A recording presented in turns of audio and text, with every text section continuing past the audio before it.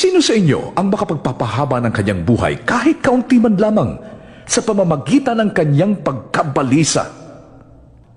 Kaya't sinasabi ko sa inyo, huwag kayong mabalisa tungkol sa inyong kakainin, iinumin o isusuot. Hindi ba't ang buhay ay higit na mahalaga kaysa pagkain at ang katawan kaysa damit? Masdan ninyo ang mga ibon. Hindi sila nagtatanim ni umaani o kaya'y nagtitipon sa kamalig. Ngunit pinapakain sila ng inyong amang nasa langit. Hindi ba't higit kayong mahalaga kaysa mga ibon?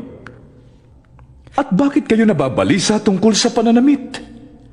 Isipin ninyo kung paano tumutubo ang mga bulaklak sa parang. Hindi sila nagtatrabaho ni gumagawa ng damit. Ngunit sinasabi ko sa inyo, kahit si Solomon na napakayaman